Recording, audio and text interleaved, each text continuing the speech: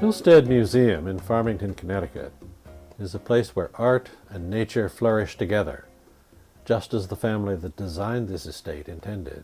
Hillstead is a colonial revival house built at the turn of the 20th century and maintained today just as it was when the family that built it lived here. Hillstead is their outstanding art collection. Hillstead is 150 acres of fields, trails, and scenic views. Hillstead is May Market and other seasonal events for the whole family. Hillstead is also a beautiful sunken garden, the site of the annual Sunken Garden Poetry Festival. This program and the ones that follow are an invitation to you to attend this summer's series of poetry and music events.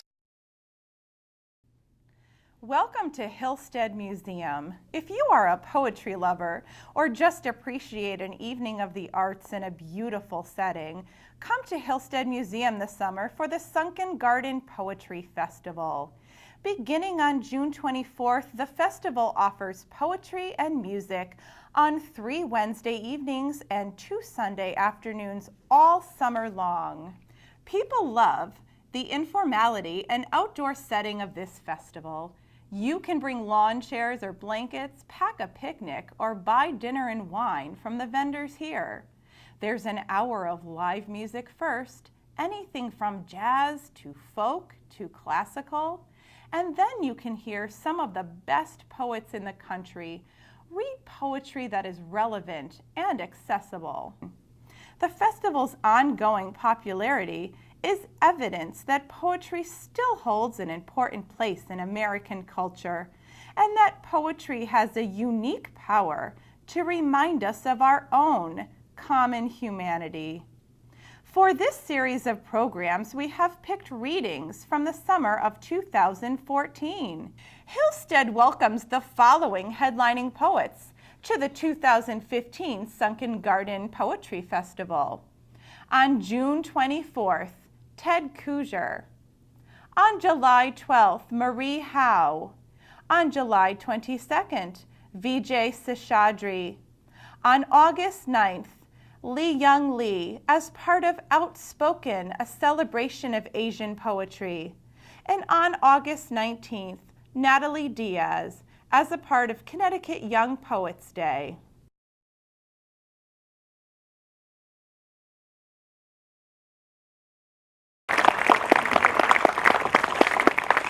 Hello everyone, thank you for just ignoring the weather and coming out. This garden would not be so beautiful or so green if it didn't rain every once in a while.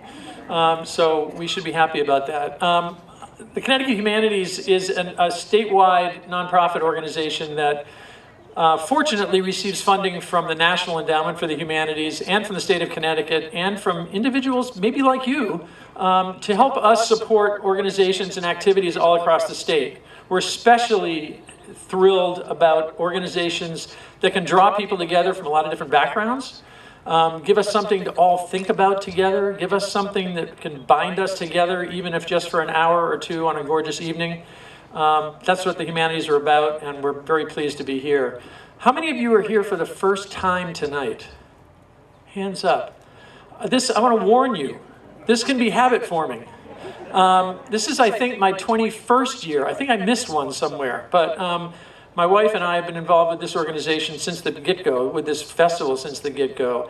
And so even if I weren't very pleased to be helping to fund it now, I'd still be here sitting alongside you because this is an extraordinary event. There's nothing quite like this in the whole country. You can search, but you won't find it. It's not just a great jewel of Connecticut, it's a great jewel of America. And we're very, very fortunate to have the Hillstead Museum and the Sunken Garden in our backyards. So welcome, thank you for coming, and please keep supporting this festival. It will go away if we don't support it, and that can't happen. Thanks again, and have a great evening.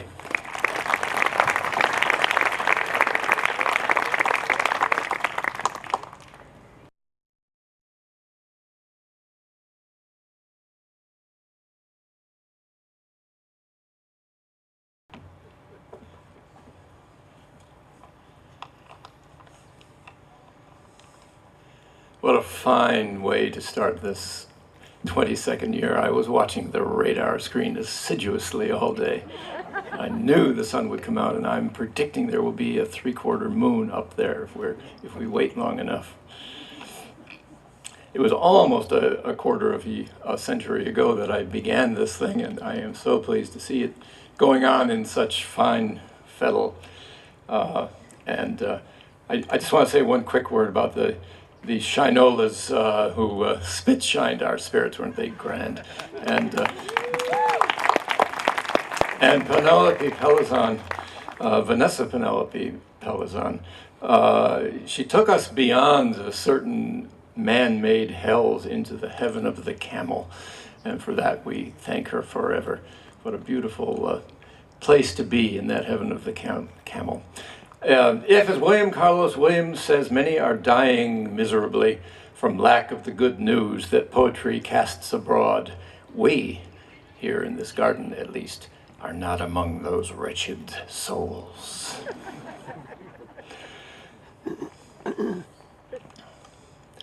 If I were to tell you about Kevin Young's many books and awards, he would have only 5 minutes left to read.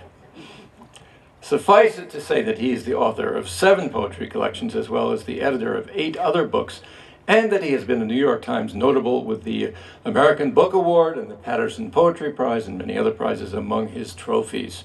His shelf must be sagging. My mouth hangs open really when I see what he has accomplished. It makes me feel that I had better hurry up and get going. He has been a finalist for the National Book Critics Circle Award and a finalist for the National Book Award. I am willing to bet that this year he's going to go a little beyond that in both areas. We'll have to wait and see. I'm making a prediction right here. When he isn't writing and editing and sleeping a full 3 hours a night, Kevin teaches at Emory University as the Atticus Haygood Professor of Creative Writing and English. He also keeps the university steeped in poetry by serving as the curator of its fabled poetry library, and from what he tells me, he spent a lot of time doing that. It's a wonderful poetry library they have at Emory. On second thought, maybe those 3 hours of sleep may be an exaggeration. What particularly delights me in Kevin Young's poetry is its variety. Like Shakespeare and composers of the blues that lurk largely in his work, he does not hold with those who like their tragedy purely tragic and their comedy purely comic, or with those who place life in one compartment and death in another, or with those who drink their joy and sorrow straight. He likes to mix them up in ways that Emmett Kelly would have understood. Kevin's wit and joy can be as wild as his distress can be deep. I think it is no coincidence that he has recently produced 2 anthologies, one on the art of loss, which is a beautiful book, and the other on the joy of food. Those seem to be the poles between which his work moves beautifully and seamlessly. We forgive Kevin for being a graduate of Harvard, and we applaud him for being an important member of the enormously influential Darkroom Collective, a group that inspired a host of writers who have become the heart and soul of American poetry. We have one of the leaders of that host with us tonight in the garden. Please welcome Kevin Young.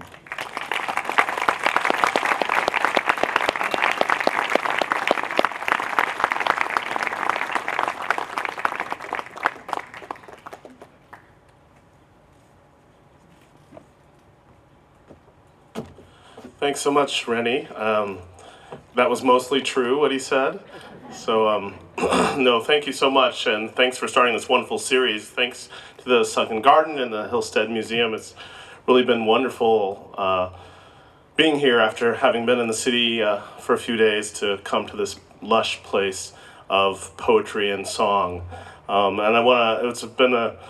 it's a real honor to read with Penelope, and I'm looking forward to.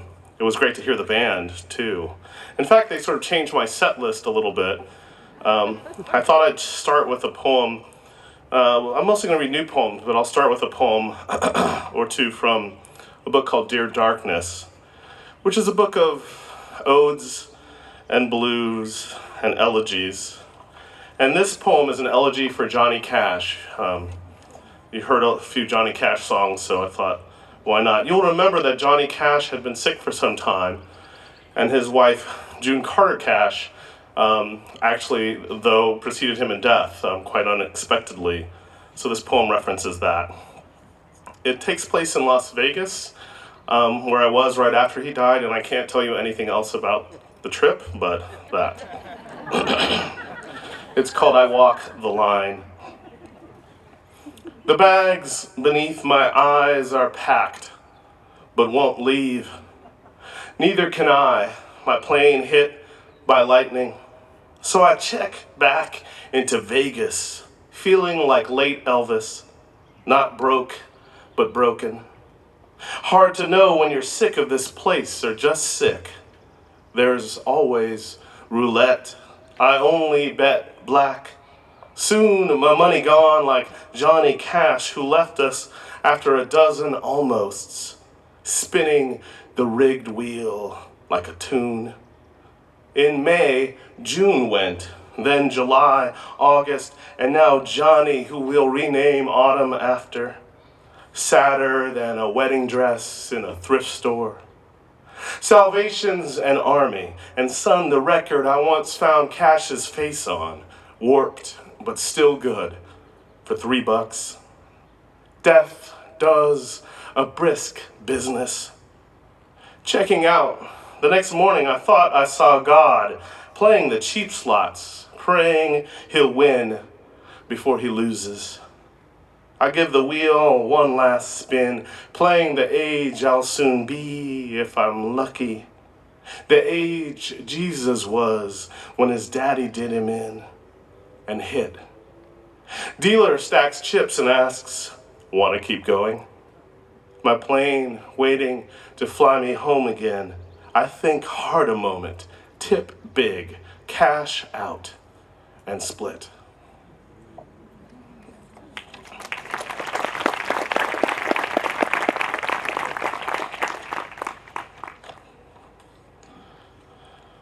So, as I mentioned, there were a number of blues poems in this book. I had written about the blues before in a book called Jelly Roll.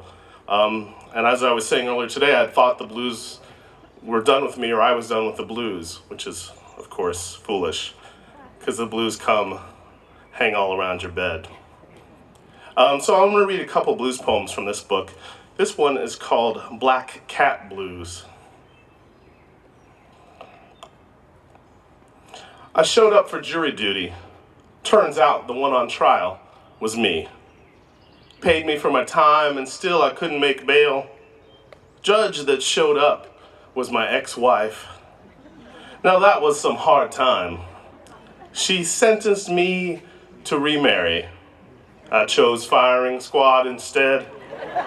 But wouldn't you know it, plenty of volunteers to take the first shot, but no one wanted to spring for the bullets. Governor commuted my term to life in a cell more comfortable than this here skin I've been living in.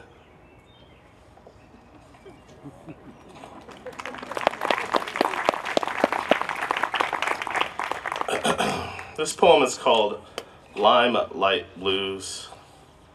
Limelight Blues. I've been known to wear white shoes beyond Labor Day. I can see through doors and walls made of glass. I'm in an anger encouragement class. When I walk over the water of parking lots, car doors lock. When I wander or enter the elevator, women snap their pocketbooks shut, clutch their handbags close. Plain clothes cops follow me in stores, asking me to holler if I need any help. I can get a rise. I'm able to cause patrolmen to stop and second look. Any drugs in the trunk? Civilian teens beg me for green, where to score around here. When I dance, which is often, the moon above me wheels its disco lights until there's a fight. Crowds gather and wonder how the spotlight sounds. Like a body being born, like the blaze of car horns as I cross the street, unlooking, slow. I know, all a movie needs is me shouting at the screen from the balcony. From such heights, I watch the darkness gather. What pressure my blood is under.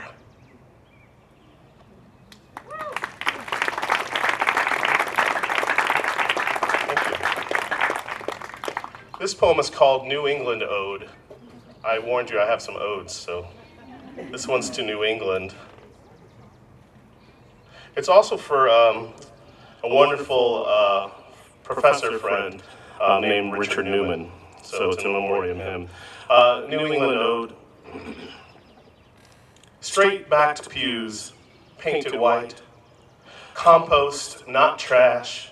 Boston marriage, public school or private. Paper, not plastic.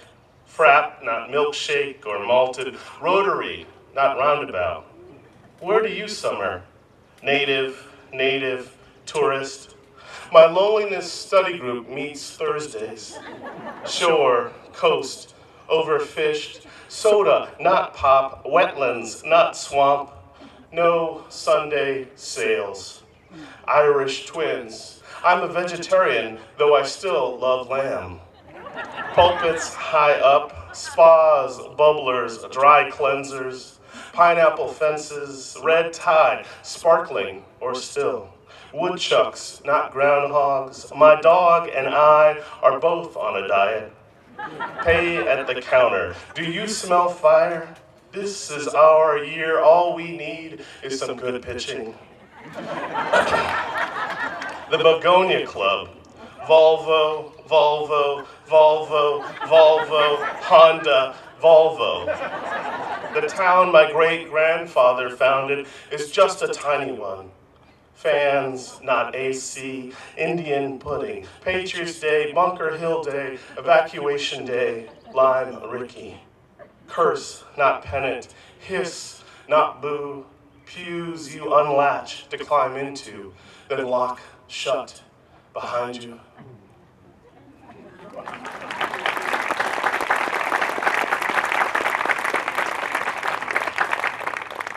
So the last of the poems I'll read from Dear Darkness come from a series of odes to food. And they're poems that I wrote after the death of my father. I couldn't write for a time, and they were sort of the first poems I could write after a few months. They came in a big rush, and this is the last of them. And they very much are poems, I think, they're ostensibly about food like, collard greens or kitchen grease, the food of my childhood, what I missed.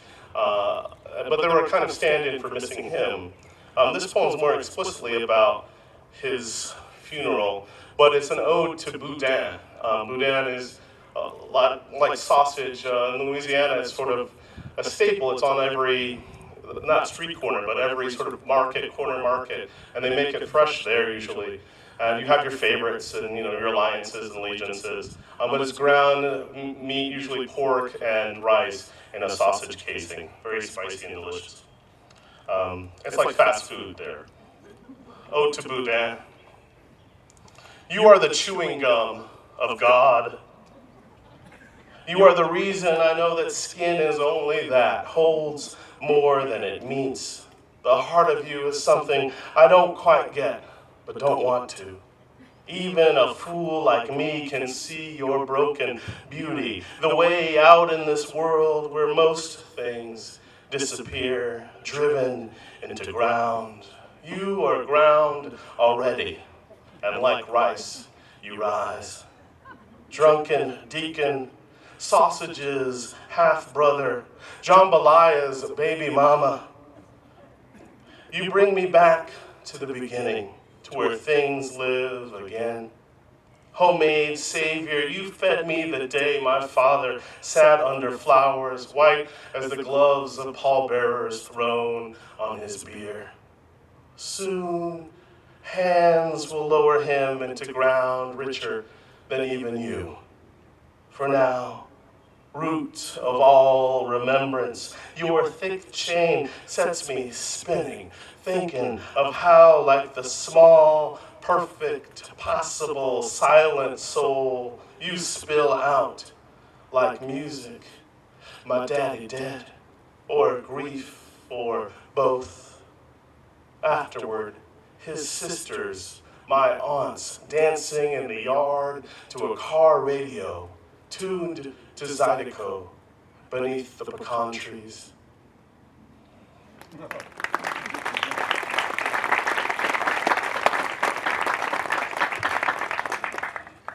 So my most recent book is a book called Book of Hours. And it returns in some ways to the days and weeks and months and years after my father's death, but in a different way, I think. Not so much as elegy, but poems about the living, what the living do after a death. And I started thinking of the hours. The title, of course, refers to the wonderful sort of prayer books, the little tiny books that often were illuminated quite beautifully that, have the hours of the day and the prayers that accompany them, lauds, matins. But also, I started thinking about really only when the book came out that I realized it was also OURS, hours. So somehow it's doing both. This poem is called Bereavement. Bereavement. Behind his house, my father's dogs sleep in kennels, beautiful, he built just for them. They do not bark. Do they know he is dead? They wag their tails and head. They beg and are fed. Their grief is colossal and forgetful. Each day they wake seeking his voice, their names. By dusk, they seem to unremember everything. To them, even hunger is a game. For that, I envy. For that, I cannot bear to watch them pacing their cage. I try to remember. They love best confined space to feel safe. Each day, a saint comes by to feed the pair, and I draw closer the shades. I've begun to think of them as my father's other sons, as kin, brothers in paw. My eyes each day thaw. One day the water cuts off, then back on. They are outside dogs, which is to say healthy and victorious, purposeful, and one giant muscle, like the heart. Dad taught them not to bark, to point out their prey, to stay. Were they there that day? They call me like witnesses and will not say.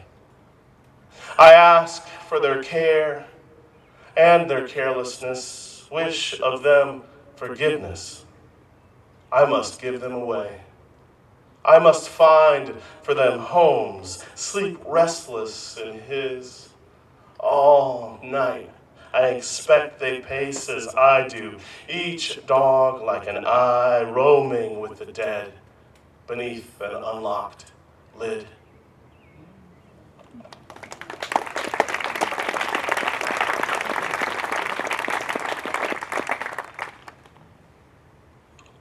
This poem is called Elegy, Father's Day.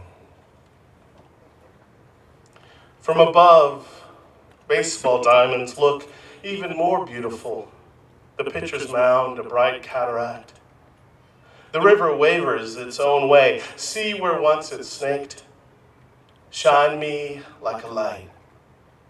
Ladies and gentlemen, we are flying just above turbulence. The roads like centipedes, their flailing feet. How many thousands to fall? Below, parcels and acres blur like family plots. 100 knots. Cities bright in the blinding dawn. We make good time.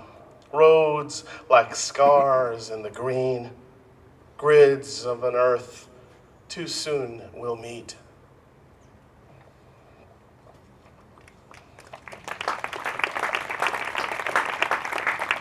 after my father died, I had this real impulse to sort of,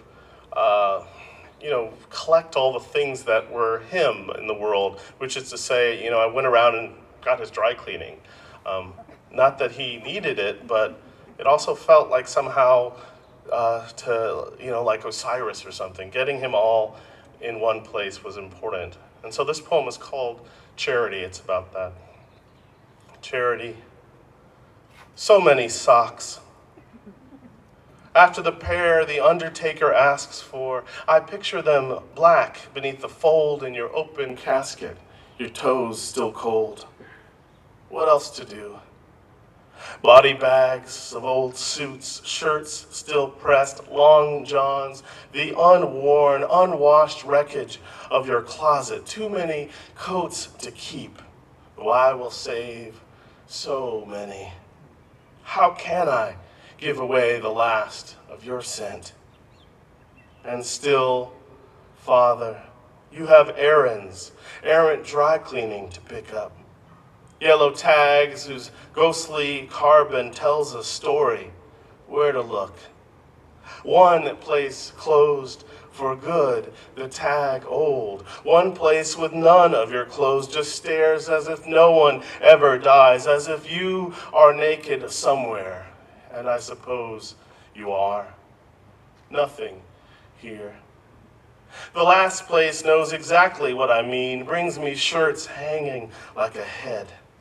Starched collars your beard had worn. One man saying sorry, older lady in the back saying how funny you were, how you joked with her weekly. Sorry. And a fellow black man hands your clothes back for free.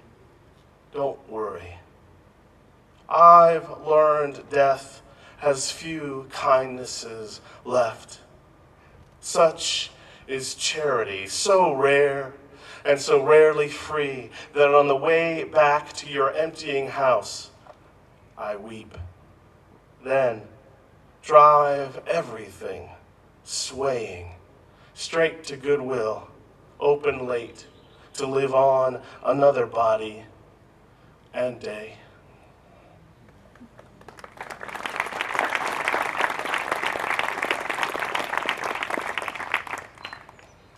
There's a lot of little poems in the book, 1 and 2 line poems, 2-line poems, some 3-line poems.